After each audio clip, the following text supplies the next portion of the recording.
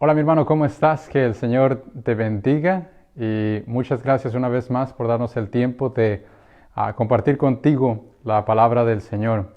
Voy a pedirte que ahí donde estés me acompañes para tener una palabra de oración y pedirte al Señor de su dirección. Vamos a orar.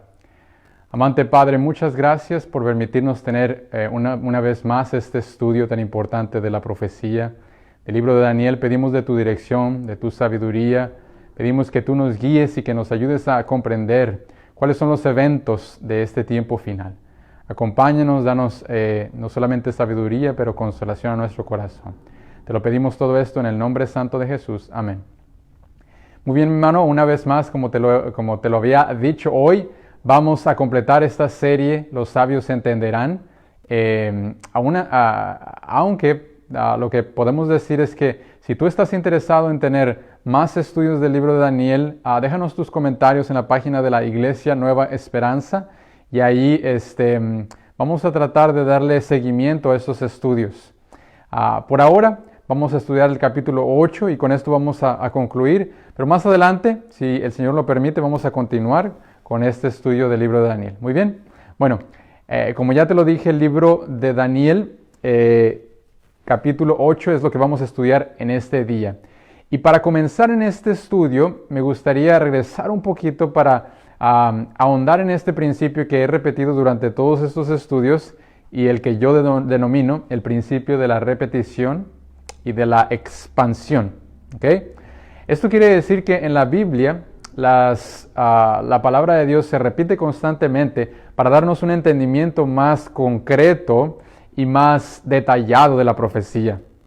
Por ejemplo, algo que ya hemos estudiado durante estos días es la profecía de Daniel capítulo 2. Si tú no la has estudiado, te recomiendo que regreses algunos videos atrás. Ahí vamos a tener también este video que ya está listo para que tú lo puedas ver.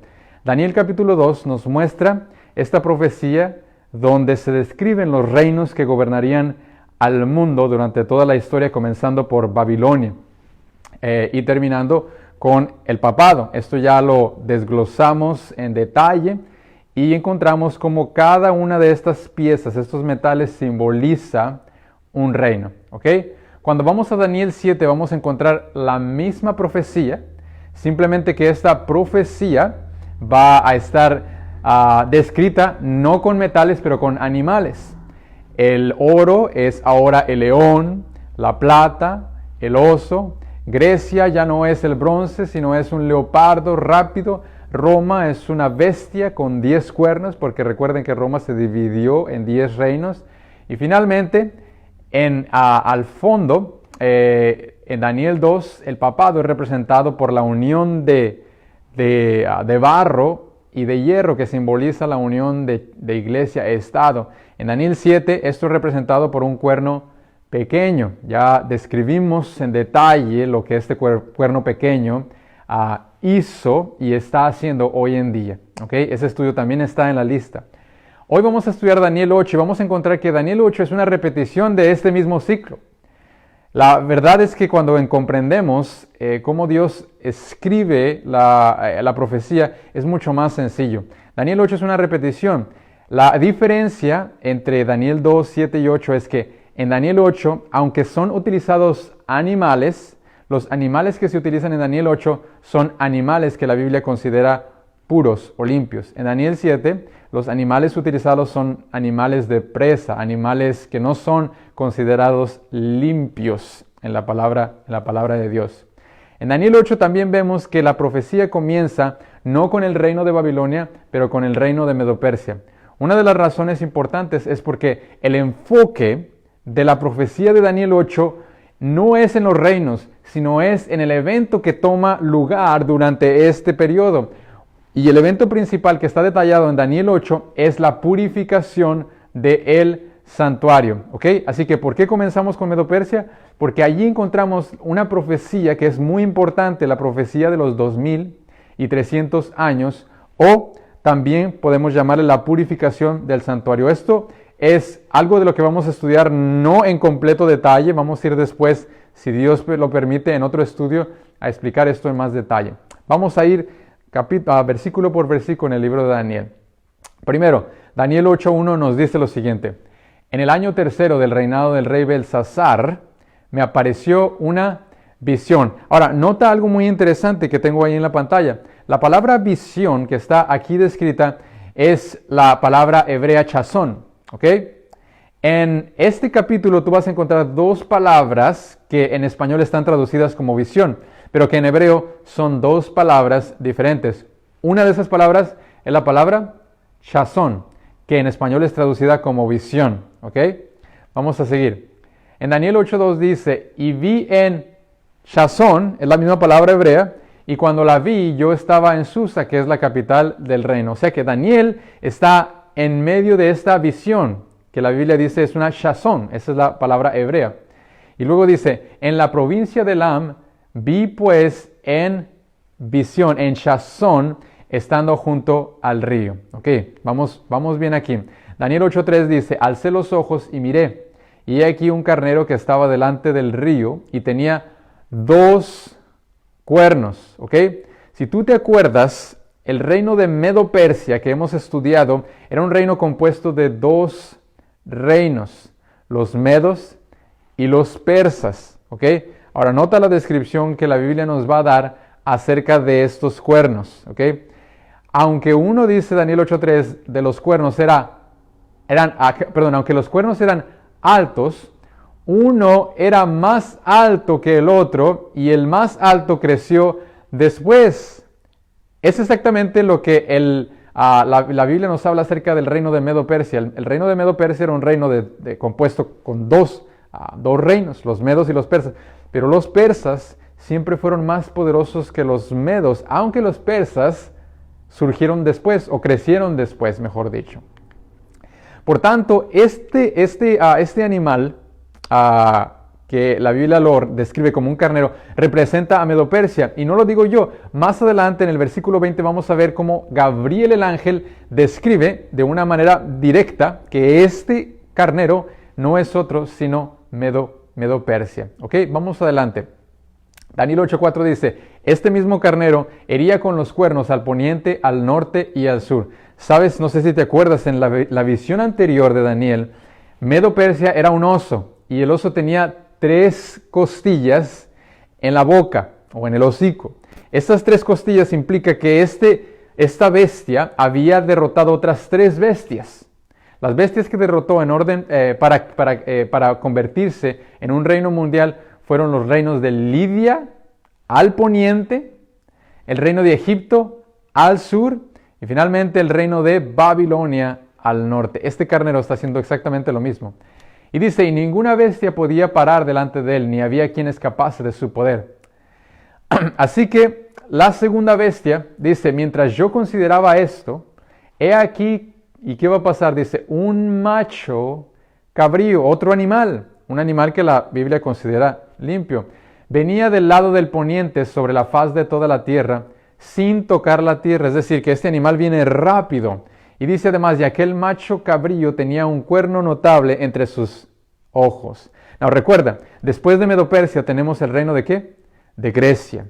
Este reino de Grecia fue notable por su rey, el rey Alejandro el Magno. Este animal, el macho cabrío, la Biblia lo describe como un animal que va corriendo rápido, tan rápido que va volando, porque es la manera en que Alejandro el Magno conquistó los reinos de este mundo. La Biblia dice que este cuerno notable, vamos a verlo en el versículo 21 después, es Alejandro el Magno. ¿Ok? Daniel 8:6 dice, y vino hasta el carnero de 2 cuernos que ya había visto en la ribera del río y corrió contra él con furia de su fuerza. Y lo vi que llegó junto al carnero y se levantó contra él y lo hirió y le quebró sus 2 cuernos. Es decir, Grecia viene en contra del carnero y lo destruye. Y el carnero no tenía fuerzas para pararse delante de él. Lo derribó por tanto en tierra y lo pisoteó. Ahora nota lo que va a decir acerca del cuerno que estaba en este macho cabrío. Y el macho cabrío se engrandeció sobremanera, pero estando en su mayor fuerza, aquel gran cuerno fue quebrado. Eso es exactamente lo que pasó con Alejandro el Magno. Estando en su mayor poderío, el cuerno fue quebrado. ¿Ok? Ahora, y en su lugar dice la Biblia, salieron otros cuernos notables hacia los 4 vientos del cielo. ¿Recuerda lo que pasó a Alejandro el Magno cuando murió? La Biblia no lo dice directamente, pero en la historia podemos saber y darnos cuenta que cuando Alejandro el Magno murió, el reino se dividió básicamente en 4 partes, entre los 4 generales de Alejandro el Magno, los 4 más fuertes. La Biblia dijo que esto iba a suceder y por supuesto la historia ahora confirma que la palabra de Dios es clara y verdadera. Nota, vemos aquí en el cuadro que tú tienes en tu pantalla cómo esta secuencia sigue perfectamente. Medo-Persia, después Grecia. ¿Qué es lo que deberíamos entender entonces que va a continuar después de Grecia, después de este macho cabrío? Algo definitivamente que represente a la Roma pagana y finalmente a la Roma papal. Ahora, pon atención en esto porque esto es importante. Daniel 8:9 dice, y de uno de ellos, de uno de los 4 vientos que fue dividido, salió un cuerno pequeño. ¿Recuerdas que en Daniel 7 también hay un cuerno pequeño que es descrito como el papado? Nota lo que dice aquí, este cuerno creció mucho hacia el oriente y hacia la tierra gloriosa. ¿Ok? Este cuerno en su primera fase representa esta Roma pagana que avanza en una manera política hacia el sur, oriente y hacia la tierra gloriosa. Porque es lo que la Roma pagana, la Roma política hizo, destruir estos reinos y conquistar. Ahora nota cómo después que esta Roma pagana ataca de una manera política, horizontal, ahora va a atacar de una manera espiritual al Rey de los cielos. Nota esto. Daniel 8:10 dice, y se engrandeció hasta el ejército del cielo. ¿Okay? Y dice además, y parte del ejército y de las estrellas echó por tierra y las pisoteó. Hermanos, aunque la Biblia describe como ejército de los cielos, en la palabra de Dios, el pueblo de Dios también es descrito como un ejército. En otras palabras, este cuerno no solamente iba a atacar políticamente, pero también iba a atacar al pueblo de Dios. De la misma manera que el cuerno pequeño de Daniel 7 atacó al pueblo durante la Edad Media. Dice, aún se engrandeció ¿contra quién? Contra el príncipe de los ejércitos. Entonces, nota otra vez que este cuerno pequeño primero ataca de una manera política, pero después ataca de una manera espiritual. Incluso, dice, al príncipe de los ejércitos. En otras palabras, este cuerno, que en un momento era un cuerno político, se convierte ahora en una mezcla de política y también religiosidad. La unión de iglesia y Estado toma lugar en estos versículos. Nota cómo una y otra vez este mismo poder se repite en Daniel 2, Daniel 7 y ahora en Daniel 8. Ahora, Daniel 8:11 dice algo muy importante. Dice, y por él fue quitado el continuo sacrificio y el lugar de su santuario fue echado por tierra. Ahora, hay algo importante que quiero que comprendamos acerca de esto. La palabra sacrificio en este versículo que estamos viendo no aparece en los escritos originales hebreo. En otras palabras, el traductor pensó que la palabra sacrificio debería ir ahí porque pensó que se estaba hablando del santuario terrenal donde se sacrificaban los animales. Sin embargo, la Biblia nos está apuntando a una realidad no terrenal, pero a una realidad espiritual y lo voy a explicar. Está hablando de un santuario, pero no del santuario terrenal de los hijos de Israel del Antiguo Testamento. Está hablando de un santuario celestial. Y te voy a explicar esto a través de la imagen del santuario,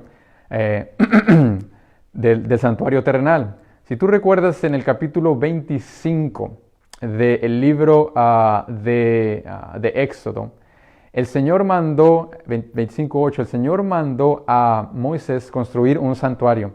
Y le dijo lo siguiente, deja que los hijos de Israel me hagan un santuario porque quiero vivir en ellos. Y luego en el versículo 40, dice allí que el Señor dijo que debía hacer este santuario de acuerdo al patrón o al modelo que le fue mostrado. El libro de Hebreos nos muestra que el santuario no solamente era un santuario terrenal, sino que el santuario terrenal era simplemente una copia de un santuario celestial. Entonces, cuando el libro de Daniel, capítulo 8, nos habla de este santuario y del continuo, no nos habla del continuo sacrificio terrenal, pero nos habla del continuo trabajo que Dios está haciendo en beneficio de sus criaturas. Y te voy a mostrar esto, ¿ok? Aquí tienes el santuario en tu pantalla. Este es un modelo del trabajo que el sacerdote hacía con propósito de perdonar los pecados. El pecador que quería ser perdonado llevaba su oveja hasta la primera parte del santuario, denominado el altar de los sacrificios. Ahí la oveja era sacrificada y la sangre del cordero era derramada en beneficio del pecador. ¿Okay? Por supuesto, esto era un símbolo de aquel Cordero de Dios que habría de venir y ser sacrificado. ¿Okay? La parte del lavacro que sigue después del altar del sacrificio es esa parte que simboliza el bautismo. ¿Okay? No solamente esto era un símbolo de realidades terrenales, pero también de realidades espirituales. Es decir, el altar de sacrificio representa al cristiano que acepta a Cristo como su Salvador. Después, el agua representa el bautismo. Después, en la siguiente parte del santuario tenemos el lugar santísimo, donde encontramos en la parte norte la mesa de la proposición, donde estaba la palabra de Dios, el pan que era cambiado semanalmente. Este pan de vida representa la palabra de Dios. Después, en la parte central del santuario encontramos el altar del incienso. Este altar del incienso representa la oración. Tú lo puedes leer en Apocalipsis capítulo 8, versículo 4. Luego, en la parte sur del santuario encontramos el candelabro, que es básicamente la luz que iluminaba el santuario. La Biblia dice también en Mateo 5:14 que Cristo dijo a sus discípulos: tú eres la luz de este mundo. En otras palabras, esta luz representa el testimonio que debemos dar al mundo. Y finalmente, cuando entramos al arca del pacto, en la parte final, el lugar santísimo, que era denominado esta parte, un lugar donde solamente el sacerdote podría entrar una vez al año, allí, en este lugar, encontramos el arca del pacto. El arca del pacto contenía los 10 mandamientos, ¿ok? Este es el camino verdadero del cristiano. Acepta primero el sacrificio de Cristo, es bautizado reconociendo su necesidad del Señor, estudia la palabra diariamente, por eso era llamado esto el continuo, o también puede llamarse el ministerio diario, porque este ministerio se hacía diariamente, ¿ok? Diariamente. La escritura, por supuesto, después la oración, el testimonio, la luz que llevamos al mundo cuando hemos aceptado a Cristo como nuestro Dios y Señor, y también la obediencia a los 10 mandamientos. 10 mandamientos, no 9, no 8. 10 mandamientos que incluye, por supuesto, la observancia del día sábado. Es el cuarto mandamiento que no ha sido cambiado, ¿ok? Este es el verdadero camino de la salvación según Salmo 77:13. La Biblia nos lo dice claramente, que el camino del Señor está en su santuario. Aquí es donde encontramos el camino de la salvación, porque aquí encontramos a Cristo, ¿ok? Ahora, la Biblia nos dice que este poder, si tú te acuerdas lo que leímos, y lo voy a leer aquí en la pantalla, dice: por él fue quitado el continuo sacrificio y el lugar de su santuario fue echado por tierra. Lo que la palabra de Dios nos está diciendo es que este poder, el cuerno pequeño, en otras palabras, el papado, iba a intentar echar por tierra el continuo, las verdades espirituales que esto representa. Ahora te lo voy a mostrar ahora con el mismo esquema, pero ahora te voy a mostrar cómo este cuerno pequeño, el papado, su propósito es derribar las verdades que esto representa. Primero, durante la Edad Media, en lugar de aceptar el sacrificio de Cristo que Él hizo por nosotros en la cruz, el papado dijo: no más Cristo, ahora lo que va a perdonar tus pecados son las penitencias. Tú vienes y pides el perdón que necesitas, nosotros te daremos una penitencia. Cuando tú haces la penitencia, tus pecados son perdonados. El bautismo original de la palabra bautismo significa sumergir. Eso es lo que la palabra griega baptizo significa, sumergir. Bueno, la iglesia en este tiempo dijo: no más sumergir. Vamos ahora solamente a infusionar cierta agua a derramar un poco de agua en la cabeza de las personas. Esto es un ataque directo en contra del símbolo del bautismo. El símbolo del bautismo significa una entrega total, una muerte al pasado. Por eso el cuerpo es sumergido como si fuera una muerte al pasado y la persona regresa a una vida nueva. ¿Okay? Este bautismo es un bautismo falso, el de solamente poner poco de agua en la cabeza. Luego llegamos al lugar santo, ¿okay? Ahí encontramos la mesa de la proposición, donde estaban los panes que representa la escritura. La iglesia dijo, no más escritura, ahora las tradiciones son mucho más importantes que la palabra. Después encontramos también ahí la oración, que es tan importante en la relación del cristiano con nuestro Señor. La iglesia dijo, no más oración directa al Señor, porque Dios es un Dios santo. Tienes que ir con el sacerdote, confesar tus pecados al sacerdote para que el sacerdote interceda por ti. Después, hermanos, no es un secreto que esto estuvo lleno de oscuridad. Toda esta Edad Media, donde la iglesia dominó, no solamente religiosamente, pero políticamente, las decisiones del Estado y de la iglesia, fue una edad de oscuridad, no solamente en el área religiosa, pero también en la ciencia. ¿Okay? Esto no es culpa de la Biblia, es culpa de ellos, de quienes interpretaron la palabra de Dios de una manera errónea, con el deseo de satisfacer sus propios intereses. Finalmente pasamos al lugar santísimo, hermanos. Aquí en el lugar santísimo encontramos los 10 mandamientos. Los 10 mandamientos, de acuerdo a la palabra de Dios, nunca han cambiado. Siempre han sido 10, siempre han sido los mismos 10 mandamientos. La iglesia del papado, la iglesia católica, dijo no más estos 10 mandamientos. El segundo mandamiento, usted puede mirar en un catecismo, está eliminado. No hay mandamiento número 2.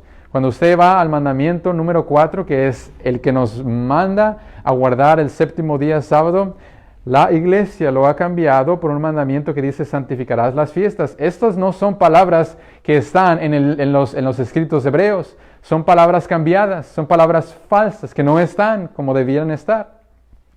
Y finalmente, el último mandamiento fue partido en 2 para completar aquel que fue eliminado. ¿Okay? Así que la iglesia cambió la ley de Dios y básicamente, como lo dice el libro de Daniel, hermanos, lo voy a leer.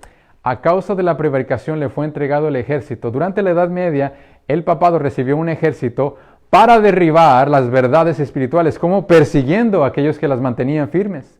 Y dice, y echó por tierra la verdad, e hizo cuanto quiso, y prosperó.